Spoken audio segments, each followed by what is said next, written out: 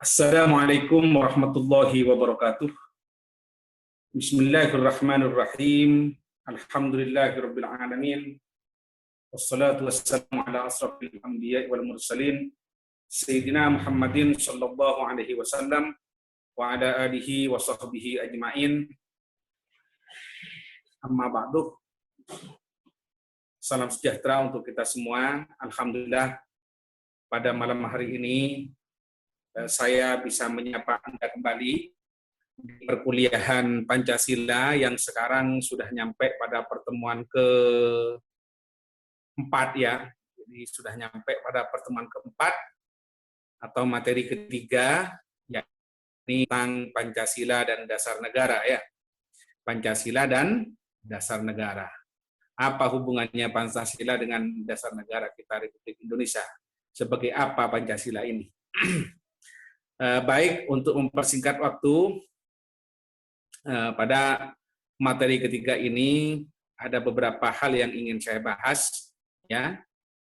Yang pertama adalah terkait dengan Pancasila sebagai dasar negara Indonesia. Pancasila itu merupakan dasar negara kesatuan Republik Indonesia. Ini sudah termaktub di dalam pembukaan Undang-Undang 45 alinea keempat. Ya, jadi bunyinya sangat jelas di situ, maka disusunlah kemerdekaan kebangsaan Indonesia itu dalam suatu susunan negara Republik Indonesia yang berkedaulatan rakyat dengan berdasar. Ini sudah ada diktum menyatakan berdasar, bahwa Pancasila itu adalah sebagai dasar negara kita Indonesia. Ini dikatakan berdasar kepada ketuhanan yang Maha Esa, ini sila pertama, kemanusiaan yang adil dan beradab, itu sila kedua, persatuan Indonesia sila ketiga, dan kerakyatan yang dipimpin oleh hikmat kebijaksanaan dalam permusyawaratan perwakilan, serta mewujudkan suatu keadilan sosial bagi seluruh rakyat Indonesia. Kelima sila ini adalah ideologi negara kita yang sudah, atau dasar negara kita yang wajib kita terus junjung dan pertahankan, terutama di era seperti sekarang ini yang banyak atau ada sebagian dari kalangan kita ya, anak bangsa ini yang sudah mulai menyaksikan tentang Pancasila. Pancasila ini ya jangan terlalu ditafsiri. Kalau terlalu ditafsiri nanti ya juga banyak problematika yang terjadi. Kita melihat Soekarno dulu sebagai penggali fondasi dasar dari ideologi Pancasila ini, sehingga kemudian dijadikan dasar dari negara Republik Indonesia, nyatanya kemudian dilengsarkan gara-gara persoalan Pancasila juga ya. Nah, dengan teori nasakomnya itu, karena katanya komunis itu sangat bertentangan dengan Pancasila. Padahal Soekarno itu ya bukan berarti tidak Pancasila ya. Soekarno lah yang kemudian menemukan Pancasila itu di sidang BPUPKI sampai PPKI sampai kemudian dinyatakan tanggal 18 Agustus tahun 1945 menjadi dasar negara Republik Indonesia. Presiden kedua pun menafsiri asas tunggal Pancasila sebagai asas tunggal. Seluruh ormas dulu harus landasannya adalah Pancasila, sampai kemudian banyak pondok pesantren, kiai-kiai yang meresahkan pernyataan Orde Baru pada waktu itu. Apakah Pancasila ini akan menggantikan agama? Karena ormas-ormas yang ada pada waktu itu yang asalnya landasan ideologinya adalah agama, suruh dirubah menjadi Pancasila. Itu karena terlalu kebablasan menafsiri Pancasila. Sampai kemudian ada resolusi pada waktu itu yang muktamar NU ke 1984, muktamar NU tahun 84 di pondok pesantren saya, Salafiyah Sukojo Bondo, Kiai As'ad Samsul Arifin bersama Kiai Jirden Ahmad Siddiq sebagai promotor pada waktu itu menerima Pancasila sebagai asas tunggal, karena Pancasila itu tidak bertentangan dengan nilai-nilai yang ada dalam agama ya. Sehingga kemudian Ki Ahmad Siddiq pada waktu itu membuat relasi antara hubungan agama dan negara ya. Selanjutnya, sejak kemerdekaan Indonesia memiliki 3 undang-undang dasar ya. Ini perlu diketahui. Pertama Undang-Undang 1945, kemudian dilanjut Undang-Undang 1949, ini Republik Indonesia Serikat, dan Undang-Undang 1950. Ya. Dalam 3 undang-undang tersebut, Pancasila ditetapkan sebagai dasar ideologi negara. Maksudnya 3 undang-undang dasar itu artinya beberapa pasal ada amandemen, tapi di preambul ya semuanya tidak ada perubahan. Ya, di pembukaan undang-undang dasarnya itu semuanya sama. Apa perbedaan antara 45, 49, dan 50? Perbedaannya adalah di pasal-pasal di belakangnya. Ya. Sampai kemudian munculnya dekret presiden tahun 1959 agar kemudian kembali lagi ke Pancasila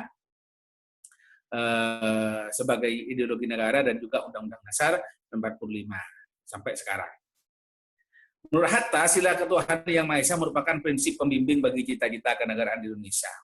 Apa yang disampaikan oleh Muhammad Hatta ini sama seperti apa yang disampaikan oleh Yusuf Kalla beberapa bulan atau beberapa tahun yang lalu. Itu saya melihat di televisi bahwa Pancasila itu kalau diperas, semuanya intinya ada di ketuhanan yang Maha Esa. Jadi kalau manusia itu bertuhan, insya Allah sisi kemanusiaannya muncul, humanity-nya muncul, kemudian rasa persatuannya atau nasionalismenya muncul, kemudian mau musyawarah, kemudian mau bekerja sama dan semacamnya, gotong royong, yang merupakan ciri daripada demokrasi, itu juga akan muncul, apalagi keadilan yang itu memang bagian daripada ajaran agama. Sehingga kalau orang itu bertuhan, niscaya 4 sila berikutnya itu akan muncul. Itu katanya. Oleh karena itu di sini dikatakan menurut Hatta bahwa ketuhanan yang Maha Esa itu merupakan prinsip pembimbing bagi cita-cita kenegaraan di Indonesia. Jadi oleh karena itu dari pemahaman ini komunis tidak bisa hadir di Indonesia ya, karena komunis itu sangat kiri sampai kemudian tidak mempercayai Tuhan, teis kan. Sementara kapitalis terlalu kanan, ya, terlalu mendewakan kebebasan dan semacamnya, ya, kebablasan juga. Yang benar itu yang di tengah-tengah. Nabi bersabda, khairul umur awsatuha katanya. Paling baiknya perkara itu yang di tengah-tengah. Dan Anda bisa rasakan sendiri, yang di tengah itu memang baik, enak. Tapi jangan kemana-mana pikirannya. Selanjutnya, pendapat terkait Pancasila sebagai dasar. Itu pertama adalah bahwa Pancasila itu adalah fondasi dari berdirinya negara. Ya, makanya saya sudah sering mengatakan bahwa laulal Pancasila mastaqallal Indonesia katanya. Andai kata tidak ada Pancasila, Indonesia ini tidak akan merdeka. Oleh karena itu sebagai fondasi berdirinya negara Indonesia itu ya Pancasila ini. Setelah itu kemudian ada pernyataan lagi bahwa Pancasila juga berfungsi sebagai pedoman hidup bangsa. Ya, bangsa Indonesia itu ya pedomannya adalah Pancasila. Kalau mengakui bahwa Anda adalah bagian daripada bangsa Indonesia, bangsa itu kan sekumpulan dari masyarakat ya. Ya, komunitas orang yang menjadi satu dan memiliki tujuan yang sama. Tujuannya adalah ya bagaimana Pancasila itu ada di dada mereka. Makanya katanya lagu netral, Garuda di dadaku, Garuda kebanggaanku, ku yakin hari ini pasti menang. Nah, itu maksudnya nilai-nilai yang ada di Pancasila itu menjadi pedoman hidup bagi seluruh bangsa Indonesia. Terus perlunya Pancasila sebagai dasar negara. Apa perlunya? Kenapa kok harus dengan Pancasila? Pancasila itu merupakan dasar filsafat negara, asas kerohanian negara, pandangan hidup dan filsafat itu. Ya, pandangan hidup dan filsafat itu.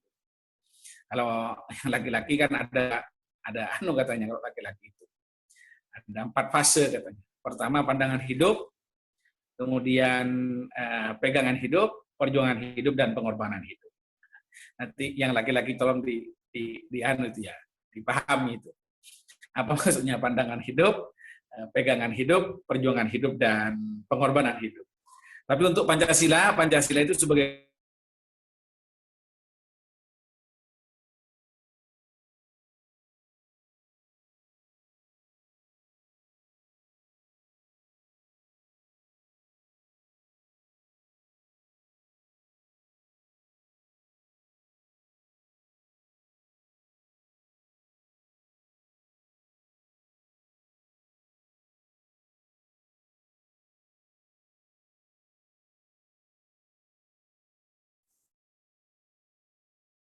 Baik, selanjutnya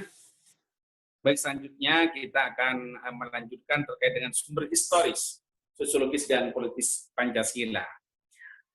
Dari sumber historis itu kita sudah tahu, seperti yang sudah saya sampaikan pada pertemuan tempo hari atau pertemuan perdana itu, bahwa Pancasila ini digali dari sejarah bangsa, mulai sejak zaman kerajaan dulu, ya, dari Bani Sailendra sampai kemudian Majapahit, sampai kemudian prakemerdekaan dan era kemerdekaan ini, ya. Intinya bahwa Pancasila itu digali dari nilai-nilai luhur, ya, budaya bangsa sejak zaman kerajaan sampai berdirinya NKRI ini. Terus kemudian Pancasila menurut sumber sosiologisnya itu, kalau dilihat dari sosiologisnya, Pancasila itu sebenarnya hasil kesepakatan, ya. Baik itu kesepakatan secara filsafat ataupun kesepakatan secara filosofis, secara politik. Jadi philosophical consensus atau political consensus. Ya. Kalau sumber politis, Pancasila merupakan wujud dari sikap politis bangsa Indonesia dalam menentang berbagai bentuk penindasan dari penjajahan pada waktu itu. Ya, makanya kan ada nilai-nilai persatuan Indonesia, agar kita bersatu melawan penjajah. Ya, keadilan yang pada waktu di zaman penjajah tidak dijumpai, kemanusiaan pada waktu masa penjajah terjadi penindasan, tidak mengenal arti kemanusiaan, bahkan ketuhanannya pun pada waktu itu juga di bawah intimidasi, ya, kurang baik juga. Selanjutnya, dinamika dan tantangan. Gimana? Sebagai Pancasila sebagai dasar negara ini. Peran Pancasila sebagai ideologi nasional yang menatap seluruh sosial budaya dan politik yang terjadi dapat diarahkan untuk menciptakan peluang positif bagi pertumbuhan kesejahteraan bangsa.